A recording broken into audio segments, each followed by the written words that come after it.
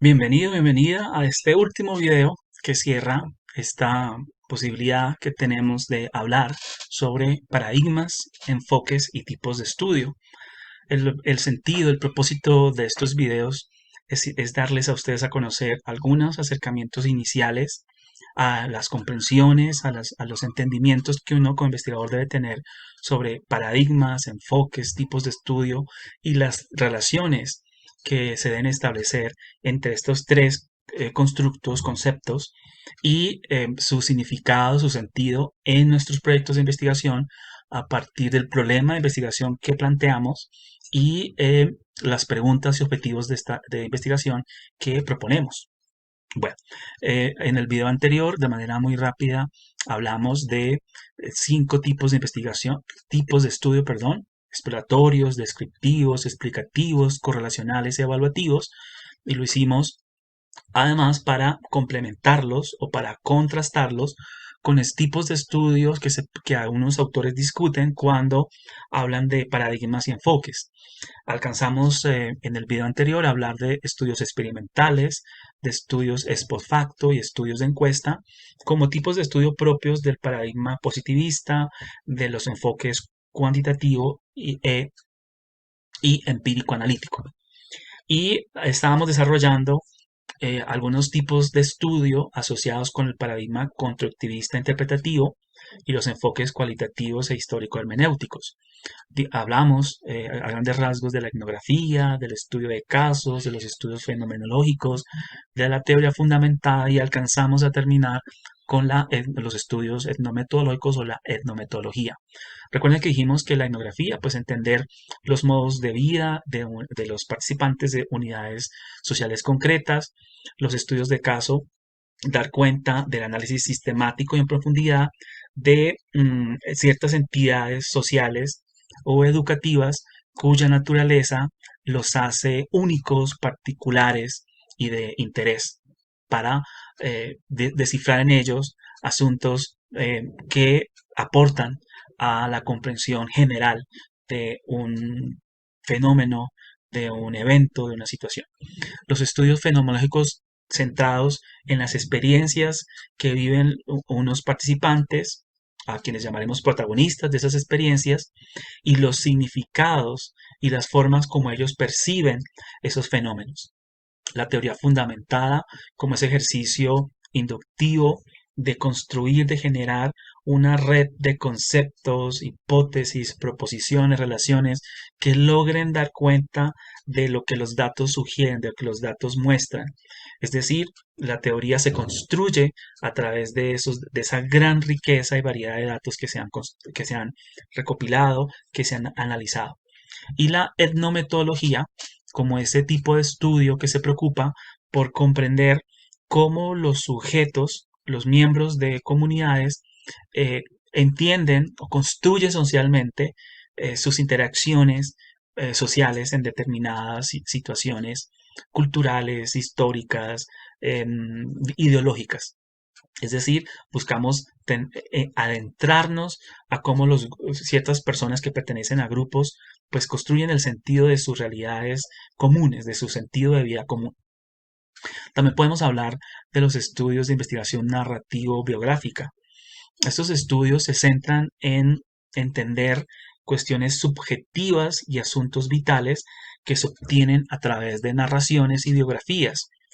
Y las narraciones y las biografías se asumen como conocimiento, conocimiento que permite captar, revelar, develar la riqueza y los detalles de los significados en los asuntos humanos que esas personas eh, que se ven representadas en esas narraciones y biografías, pues se suscitan. Es decir, las narraciones y las biografías se pueden asumir como testimonios, como fotografías de la vida de ciertas personas y concretamente de ciertos asuntos humanos en la vida, en los itinerarios de esos individuos, de esos sujetos.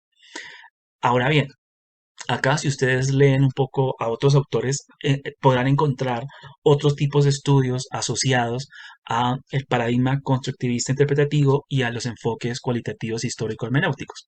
Simplemente acá pues se muestran algunos tipos de estudio y la invitación siempre es ir a las fuentes. Acá concretamente pues invito a revisar el trabajo de Vizquerra en el año 2004, quien hace una muy buena descripción, primero general de estos estudios que estamos viendo y después particular sobre qué son, cómo se llevan a cabo, cómo se recoge la información, cómo se analiza.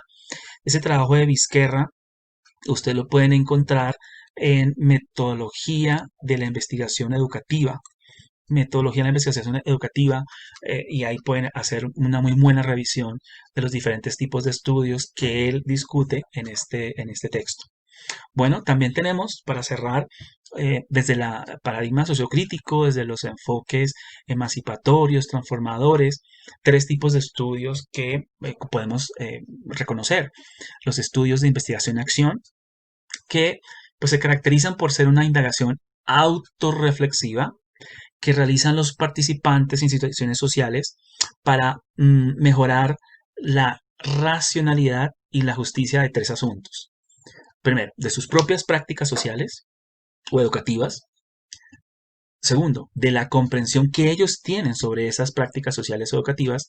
Y tercero, de las situaciones y las instituciones en las que esas prácticas se llevan a cabo, se realizan. Eso es, a grandes rasgos, la investigación-acción. Mejorar la racionalidad y la justicia de las prácticas sociales, la comprensión de esas prácticas sociales y las instituciones o situaciones en las cuales esas prácticas ocurren, se dan. Tenemos también tipos de estudio de corte de análisis crítico del discurso, donde lo que se busca estudiar es el modo en el cual el abuso del poder social, el dominio y la desigualdad se practican, se reproducen, se imponen, se legitiman a través de textos y de ejercicios orales, de discursos hablados. Y esta desigualdad, este dominio, este abuso, se practica, se reproduce en contextos sociales y políticos muy particulares.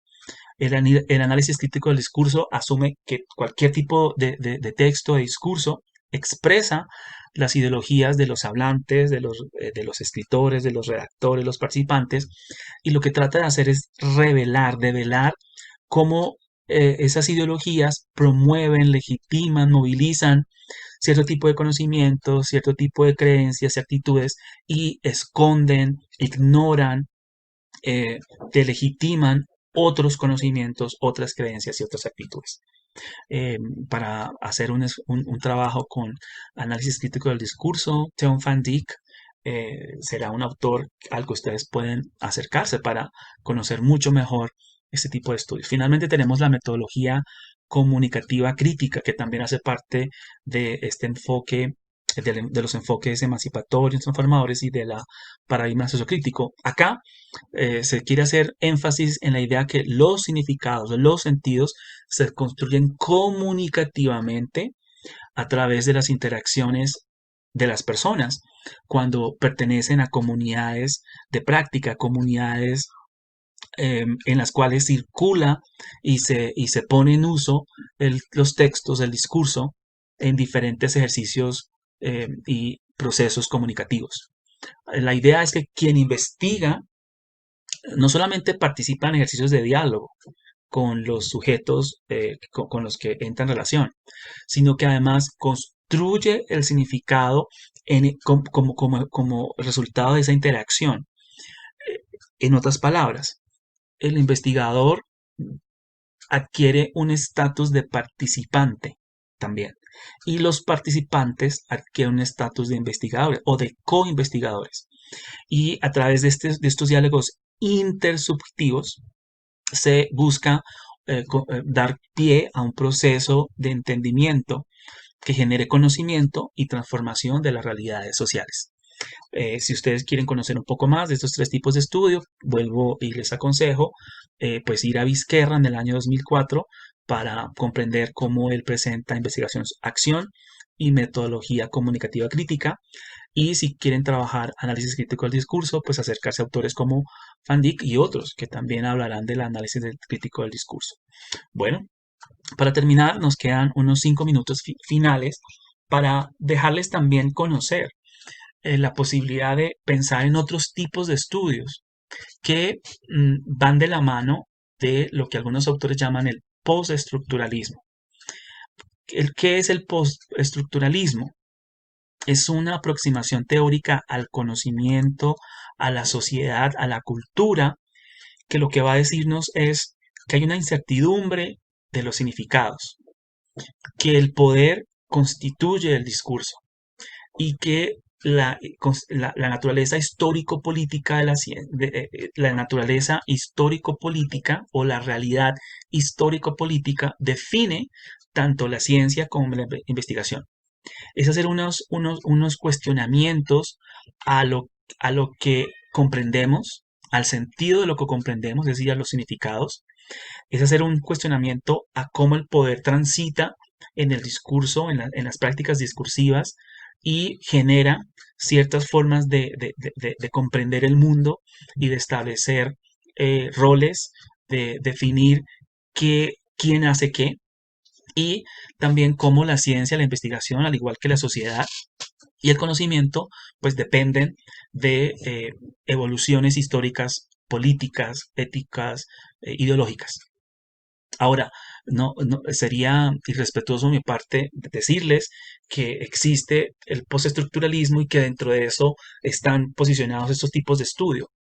No, lo que trato de hacer acá simplemente es dentro de ese gran concepto sombrilla de postestructuralismo, decir que algunos autores y algunas propuestas parecen o están ahí disponibles para nosotros como investigadores. Primero, pues tendríamos que hablar de los estudios postmodernos, que lo que buscan es valorar las experiencias contextuales sociales, las diferencias de los individuos como únicos y rechazar la generalización de estas experiencias. Buscan estos estudios postmodernos rechazar todas aquellas perspectivas totalitarias de generalizaciones sobre lo que es la historia de la sociedad, que algunos lo van a llamar las grandes narrativas, y más bien asumir una incredibilidad hacia esas verdades universales que se postulan como únicas formas de entender el mundo, la realidad, la sociedad, la cultura. Esta definición pues la podemos encontrar en Urra y Hannah en el año 2010. También podemos asumir los estudios deconstructivistas que hablarán de alejarnos del logocentrismo como patrón occidental de la producción de significado que se hace siempre a través de una estructura binaria entre lo bueno y lo malo, que establece ejercicios de oposición, de exclusión y donde no hay relaciones para la similitud, la mezcla, la interrelación. Estos estudios buscan entonces alejarse de las diferencias, más bien acercarse a las diferencias que existen cuando uno se distancia de esas estructuras binarias y jerárquicas que nos son impuestas. También podemos hablar de los estudios Foucaultianos y cómo a través de examinar la manera como ciertos conocimientos y significados se normalizan y aceptan como verdad y se enfatizan normas en la construcción del significado como resultado de ciertas formas de poder que aparecen en el discurso, pero que además se mueven o se movilizan al cuerpo y a la vida social de las personas que consumen, producen esos discursos. Es decir, el discurso acá es una práctica gobernada por reglas que incluye significados enmarcados dentro de ciertos conocimientos institucionalizados y de ciertas prácticas sociales que producen y mantienen esos mismos significados y sentidos. También podemos hablar de estudios performativos. Esos estudios performativos dirán que el lenguaje es un dispositivo de poder social y político cuyo repetición ritualizada de actos de habla, lo cual se llamará iteración, perpetúa o establece unas formas de comprender, de regular, de constreñir, de oprimir fenómenos. Estos estudios buscan estudiar ese poder reiterativo del discurso y la producción de los fenómenos que regula e impone. Tenemos los estudios culturales que lo que buscan es revisar cómo la vida humana es resultado de configuraciones de poder y cómo esas relaciones de poder se estructuran en las prácticas discursivas. En otras palabras, estos estudios buscan revelar las estructuras y las fuerzas particulares que organizan las vidas cotidianas. Finalmente, los estudios decoloniales que buscan desmontar relaciones de poder y concepciones de conocimiento a través de estas jerarquías raciales, geopolíticas y de género. Bueno, espero haber servido. Un abrazo.